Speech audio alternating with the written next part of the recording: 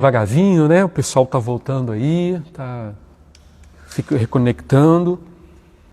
Queremos dizer para os queridos, é muito bom a gente poder ter esse tempo para ler, meditar na palavra de Deus.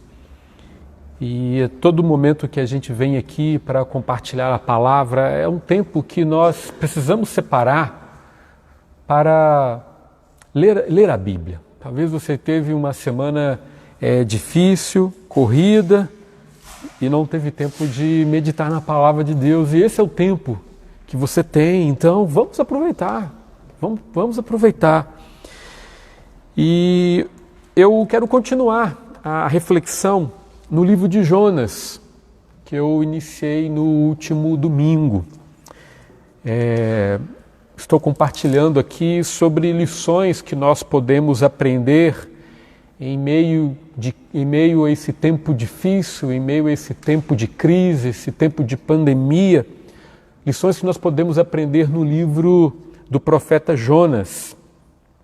E em nosso último encontro, no último domingo, nós conversamos o capítulo 1 e o capítulo 2 do livro de Jonas.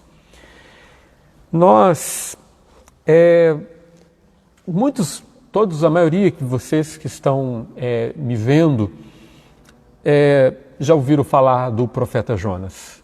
Eu lembro quando criança, as primeiras histórias que eu aprendi, as crianças aqui da nossa igreja chamam de classinha, mas as primeiras histórias da Bíblia que eu aprendi lá na classinha, lá no meu tempo de criança, uma delas, as primeiras, foi do profeta Jonas.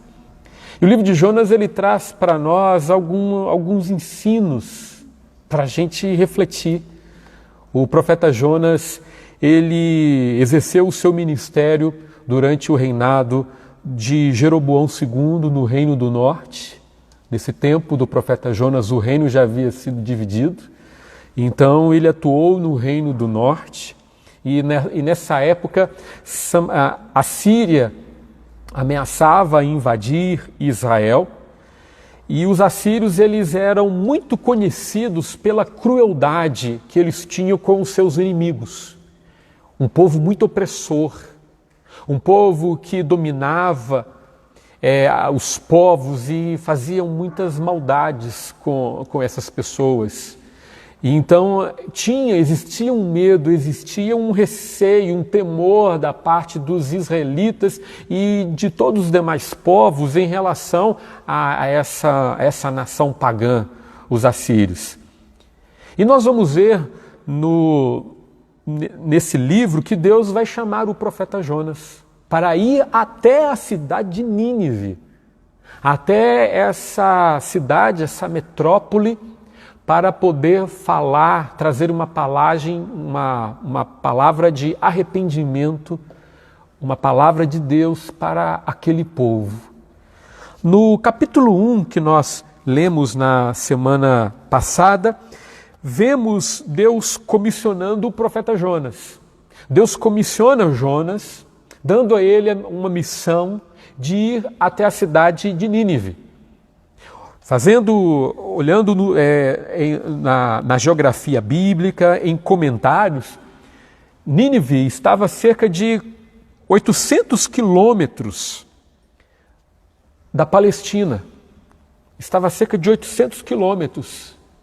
E Jonas, que recebeu esse comissionamento de Deus, ele foi desobediente ao Senhor. Nós lemos no capítulo 1 do livro de Jonas que ao invés dele ir para a cidade de Nínive, que estava a 800 quilômetros dali, da Palestina, Jonas vai comprar a passagem para um navio em direção a Tarsis. E Tarsis estava a mais de 3.000 quilômetros de distância. A cidade de Tarsis, na época, ela estava na costa da Espanha. Olha como longe era, como longe estava aquela cidade. E foi para lá que Jonas quis ir. Então, o capítulo 1 do livro de Jonas se encerra com ele dentro desse grande peixe. Você conhece a história, houve ali um grande desespero quando vem aquela tempestade, aqueles marinheiros orando, cada um buscando o seu Deus, clamando os deuses onde eles eram devotos, e também chegaram a clamar o próprio Deus de Jonas, porque Jonas havia falado para eles que era servo do Deus Altíssimo. Então aqueles marinheiros, em desespero, além de orarem para os seus próprios deuses, também oraram ao próprio Deus de Israel pedindo socorro, pedindo que Deus pudesse abençoar e poupá-los da morte ali naquele momento. E você sabe a história. Jonas então é lançado ao mar e então ele é engolido por um grande peixe. O capítulo 1 termina com Jonas no ventre desse peixe. O capítulo 2, lemos na semana passada que Jonas agora, no ventre desse peixe, ele está orando ao Senhor. Jonas está orando ao Senhor, até então ele não orava. Se você observar, Jonas não orou para poder ir à cidade de Nínive. Ele não orou, ele não buscou o Senhor ali no momento daquele desespero do navio. Vemos no texto os marinheiros orarem, mas não temos relatos aqui de Jonas orando. Mas Jonas vai orar lá de dentro desse peixe. E o capítulo 2, ele encerra quando Jonas é vomitado por esse peixe. E hoje nós vamos continuar a reflexão nesse livro de Jonas, agora no capítulo 3. E nesse capítulo 3 nós vamos ver o cuidado de Deus com esse profeta e vamos ver o amor de Deus para com esse povo idólatra, com esse povo pagão, com as pessoas de Nínive. Então, eu quero que você acompanhe comigo nessa leitura, Jonas capítulo 3. A palavra de Deus, ela diz assim: veio a palavra do Senhor segunda vez a Jonas, dizendo: dispõe-te, vai à grande cidade de Nínive e proclama contra ela a mensagem que eu te digo. Levantou-se, pois, Jonas e foi a Nínive, segundo a palavra do Senhor. Ora, Nínive era cidade muito importante diante de Deus e de 3 dias para percorrê-la.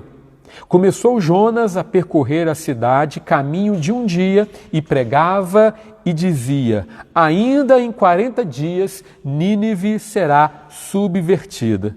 Versículo 5. Os ninivitas creram em Deus e proclamaram um jejum e vestiram-se de panos de saco, desde o maior até o menor. Chegou esta notícia ao rei de Nínive. Ele levantou-se do seu trono, tirou de si as vestes reais, cobriu-se de pano de saco e assentou-se sobre cinza. E fez proclamar e divulgar em Nínive, por mandado do rei e seus grandes, nem homens, nem animais, nem bois, nem ovelhas provém coisa alguma, nem o levem ao pasto, nem bebam água. Mas sejam cobertos de pano de saco, tanto os homens como os animais, e proclamarão fortemente a Deus, e se converterão, cada um do seu mau caminho e da violência que há nas suas mãos. Quem sabe se voltará a Deus e se arrependerá, e se apartará do furor da sua ira, de sorte que não pereçamos. O verso 10 termina assim dizendo: viu Deus o que fizeram, como se converteram do seu mau caminho, e Deus se arrependeu do mal que tinha dito lhes faria, e não o fez. Queridos, nesse texto, nesse capítulo 3, nós podemos fazer um paralelo entre o capítulo 1 e esse capítulo 3. No capítulo 1 do livro de Jonas, nós vamos ter aqui um comissionamento. Deus comissiona Jonas para ir a Nínive e ele desobedece ao Senhor e toma uma outra direção. ele deveria ir para a cidade de Nínive e vai para o outro lado, ele vai para leste e vai para a cidade, em direção à cidade de Tars. O capítulo 3, nós temos um novo comissionamento. Capítulo 1 começa com o comissionamento, Deus comissionando Jonas para pregar em Nínive. Capítulo 3, temos mais uma vez Deus comissionando Jonas para pregar a Nínive. Mas a diferença do capítulo 1 para o capítulo 3 é que neste terceiro capítulo, Jonas imediatamente ele se levanta para cumprir a palavra de Deus.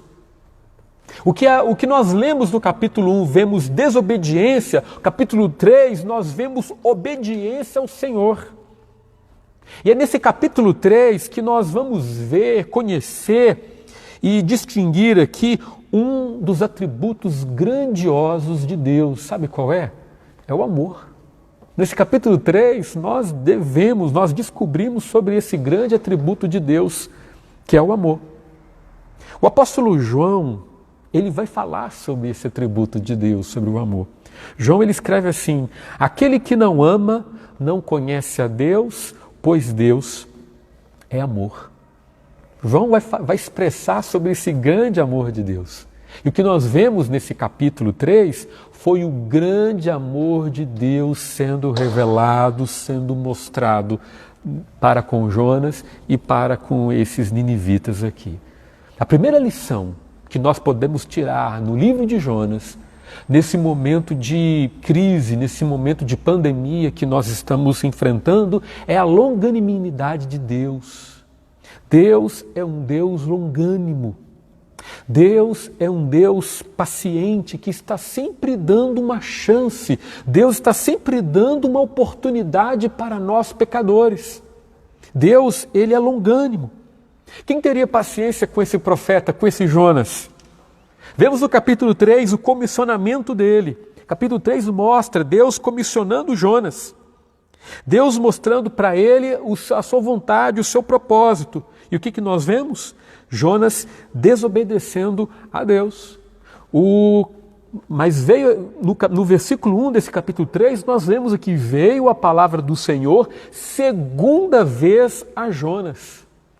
Olha aqui a longanimidade de Deus para com Jonas. Olha Deus dando uma outra oportunidade para Jonas. E aí vemos o amor de Deus, paciente.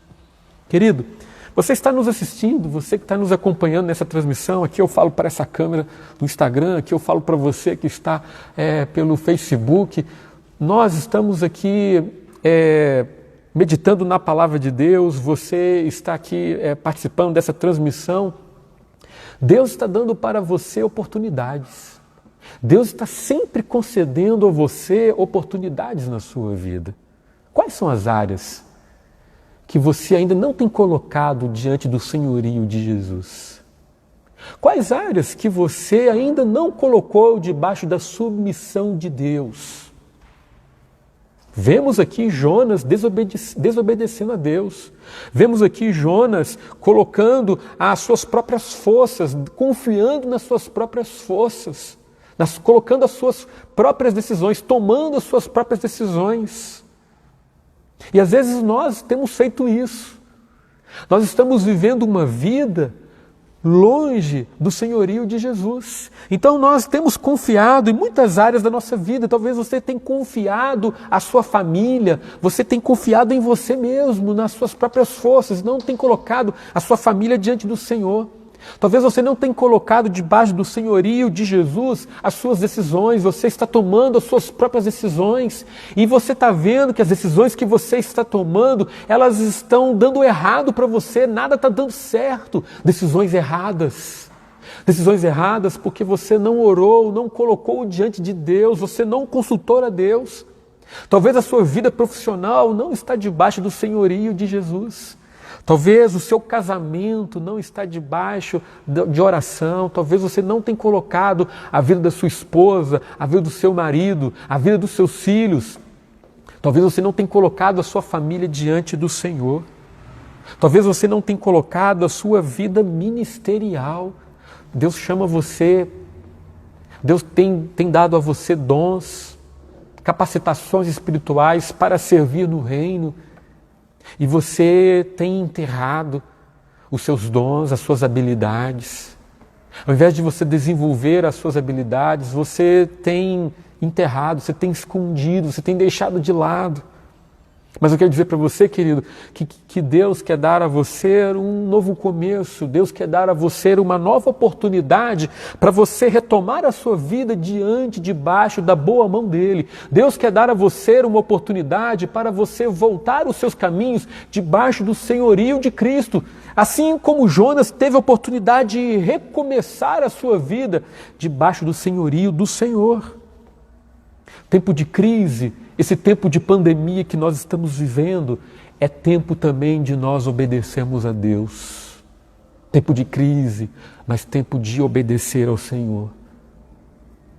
A segunda verdade que eu encontro aqui nesse capítulo 3 é que Deus usa as nossas vidas poderosamente, apesar de nós não a merecermos. Se nós olharmos aqui nesse capítulo 3, a Bíblia vai dizer que Jonas então foi até Nínive e pregou a palavra do Senhor. Ele trouxe a mensagem de Deus para aquele povo. E sabe como foi a reação qual foi a reação daqueles ninivitas? Sabe como que eles receberam essa palavra de Deus?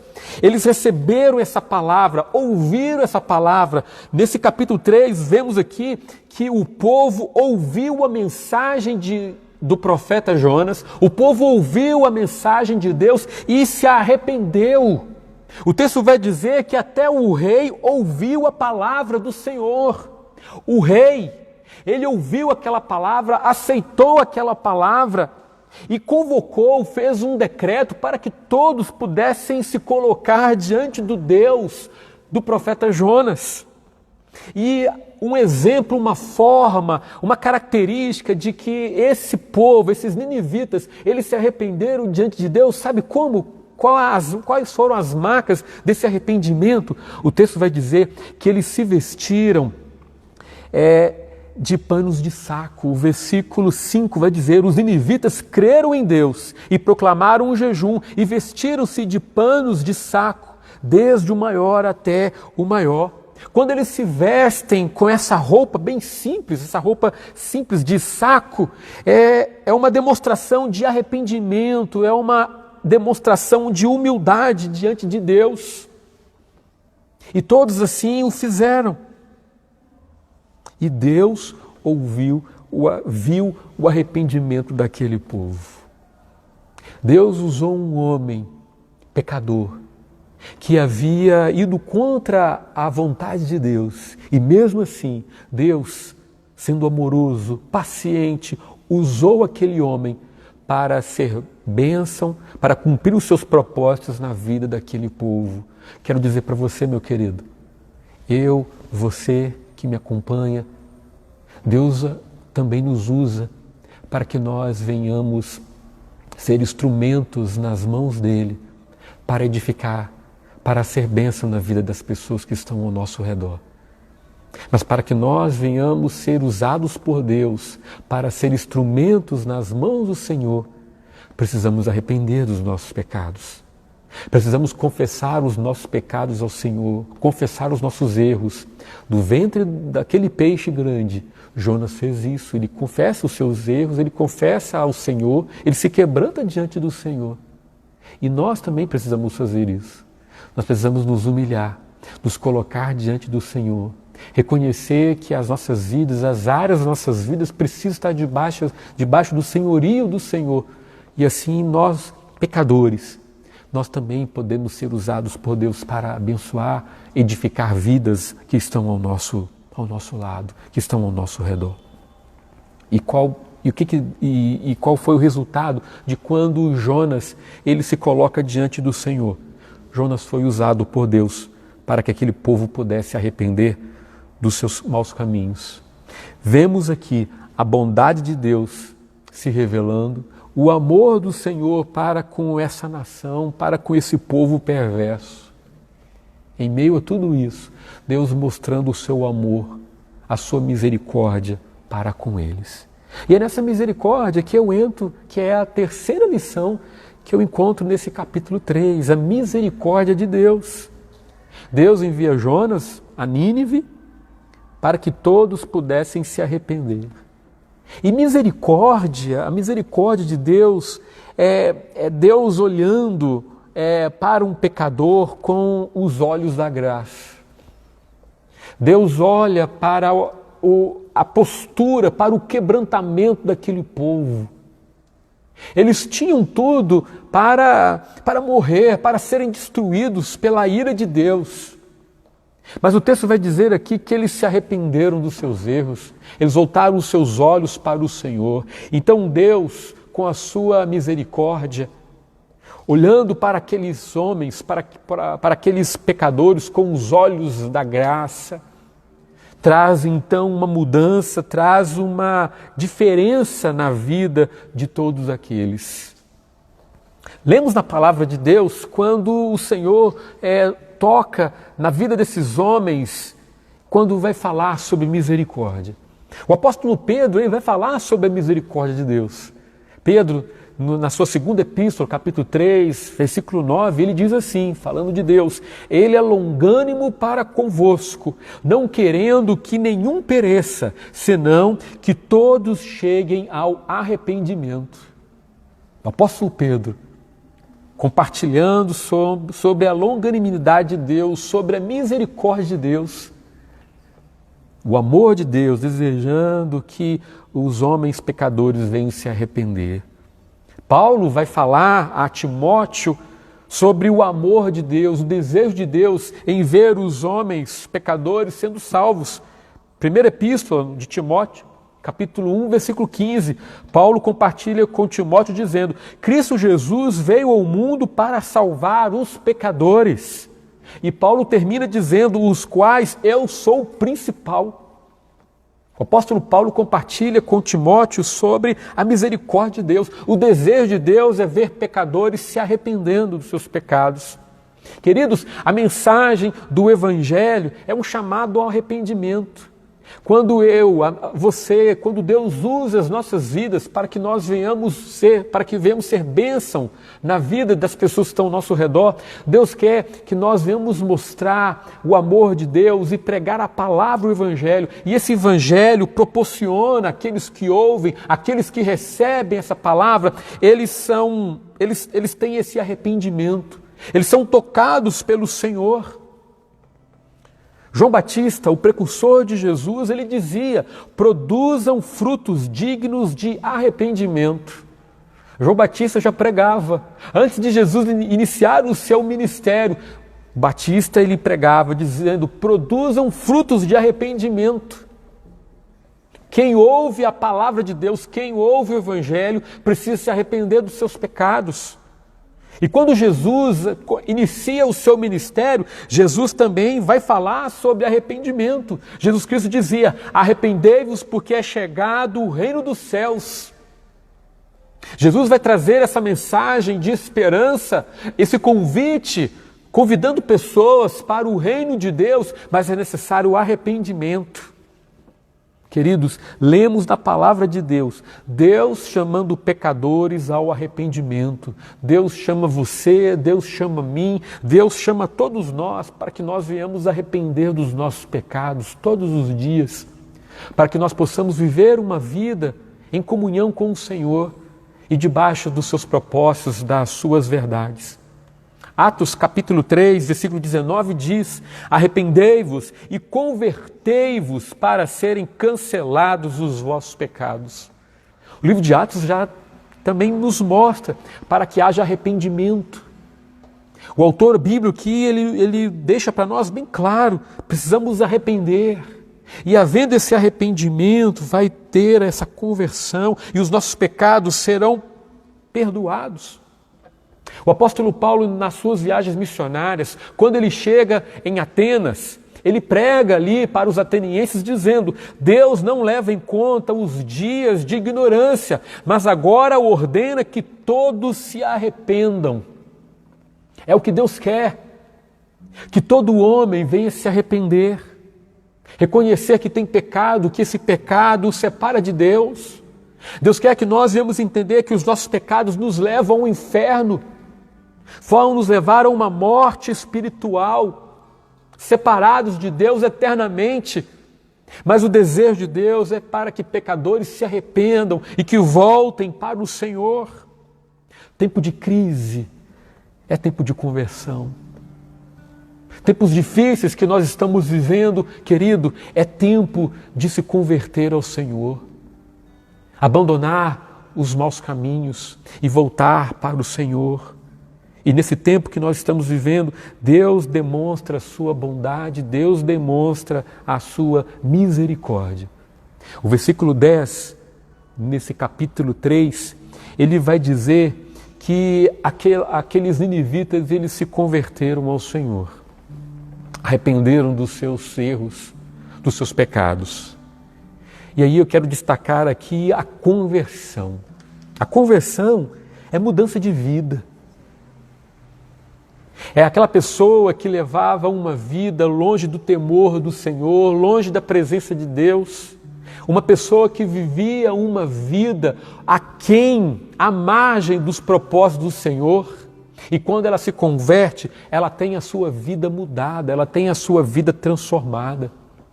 Conversão é abandono das práticas pecaminosas.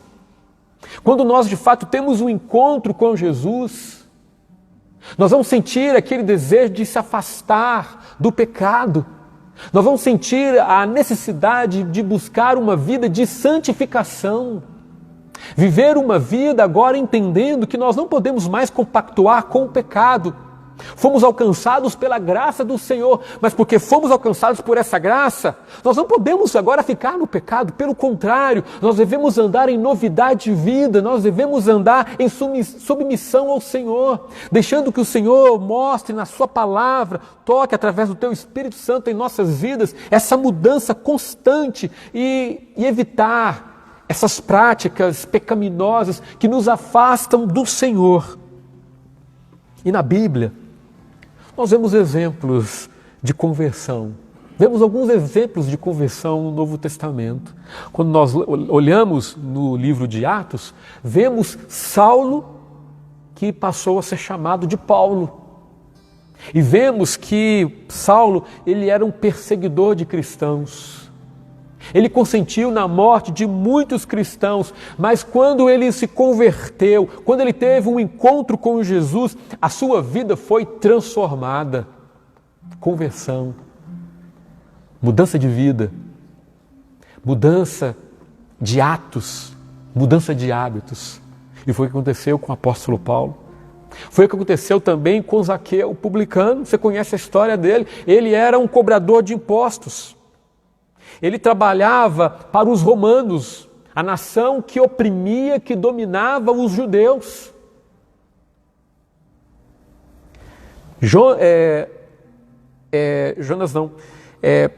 Zaqueu, ele tinha esse trabalho de cobrar impostos.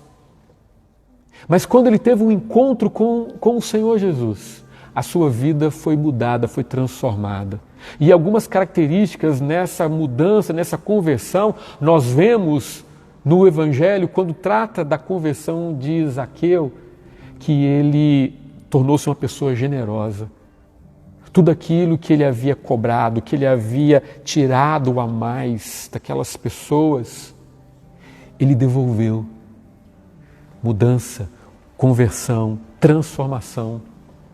Outro exemplo de mudança, de transformação que nós vemos no Novo Testamento é o carcereiro da cidade de Filipos.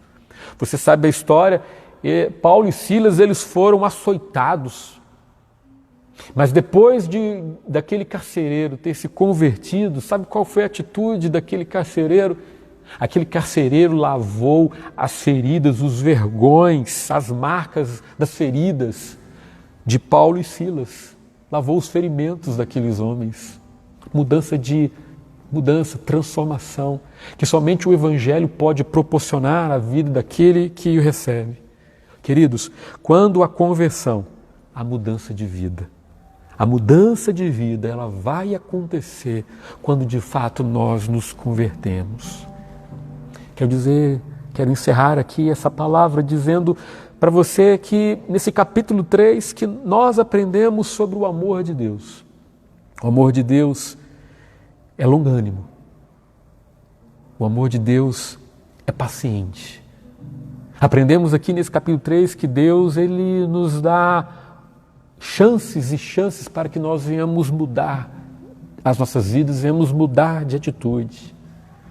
Aprendemos aqui nesse texto sobre a misericórdia de Deus. Deus é amoroso, Deus é bondoso e Deus quer que pecadores venham se arrepender, venham voltar-se para Ele.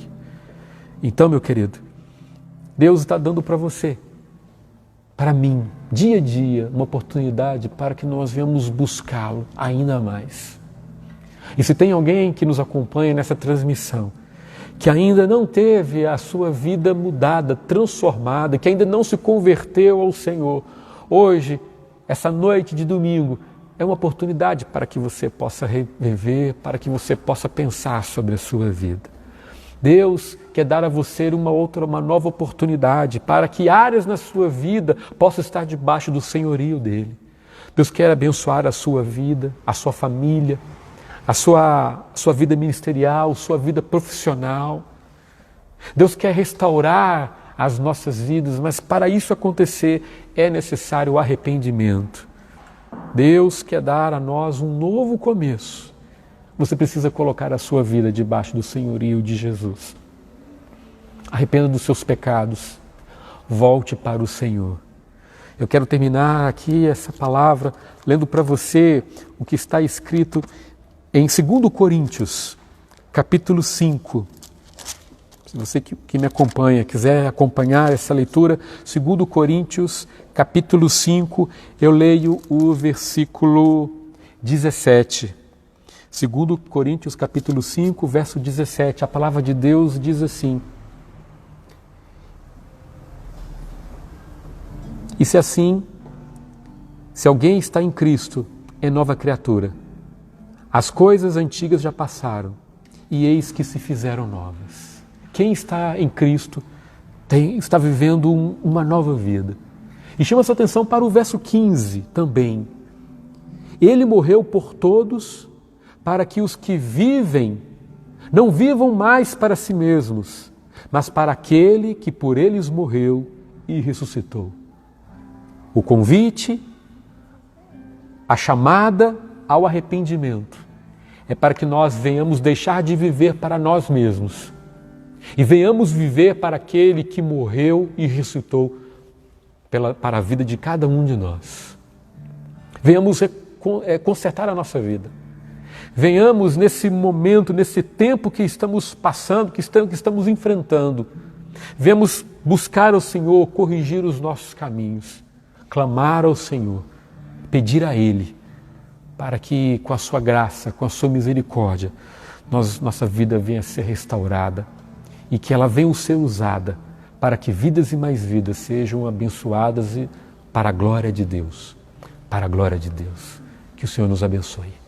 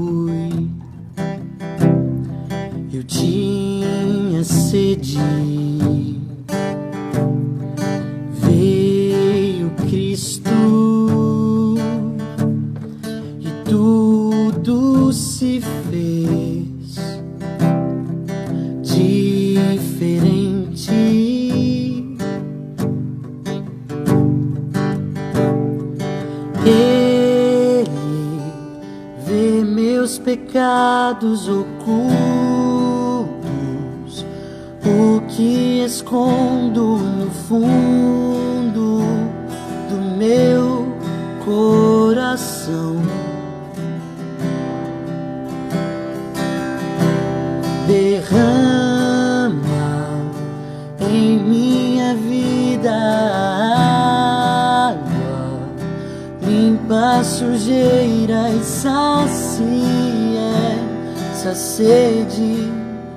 O que Cristo oferece, Ele é.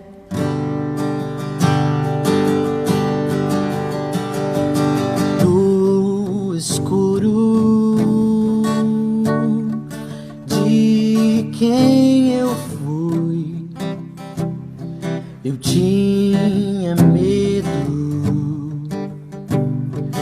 Veio Cristo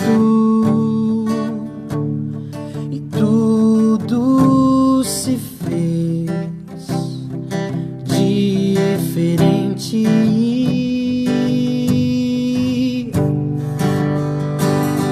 Ele cerca o que vejo no escuro, o que escondo do mundo no meu coração.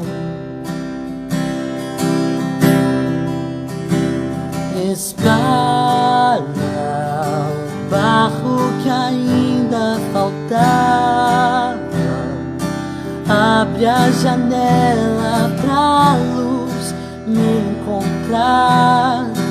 O que Cristo oferece, Ele é.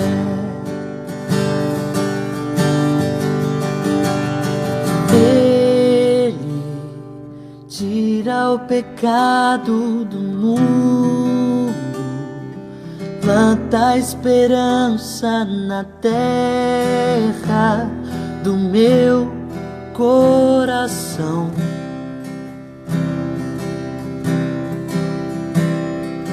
Cristo, pão que alimenta o faminto, vinho esmagado e servido na cruz para todo cansado. Que Cristo oferece, Ele é.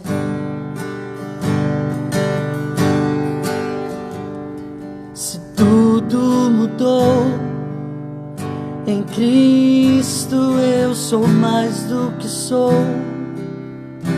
Pra trás eu deixo o homem que fui e as casas que eu construí longe de ti.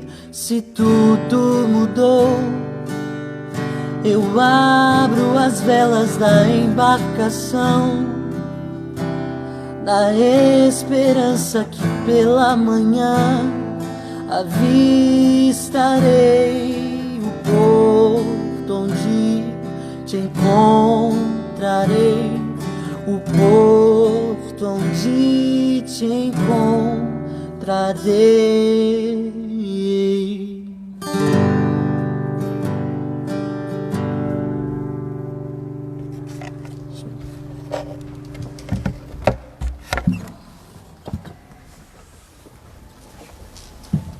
Vamos orar mais uma vez? Convido você a fechar os seus olhos.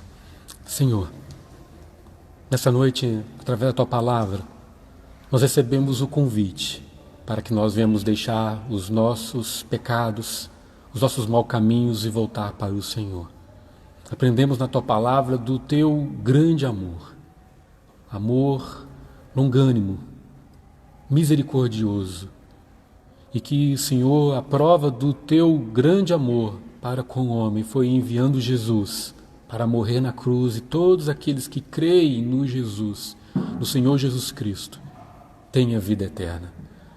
Então, Deus, que nós venhamos deixar dia a dia a nossa vida ser transformada pelo Teu poder e viver uma vida em submissão, de santidade, debaixo do senhorio de Jesus. A todos que ouviram essa palavra, que Teu Espírito Santo possa agir. E se há pessoas que nos acompanham e que ainda precisam colocar algumas áreas na sua vida que ainda não estão sob o controle do Senhor, sob o senhorio do Senhor Jesus, que seja um momento para isso acontecer, que seja um tempo de entrega, um momento de renovação, de fé, de submissão, mas reconhecendo o amor do Senhor sobre a sua vida. Então, Senhor Deus, receba esse culto, tudo que nós fizemos aqui é para a glória do Teu nome. E assim nós oramos, Senhor, em nome de Jesus. Amém. Amém. Nós estamos encerrando a nossa transmissão. Queremos agradecer você que nos acompanhou até agora. Quero agradecer a Débora que está conosco, nos ajudando no louvor. Obrigado, Débora.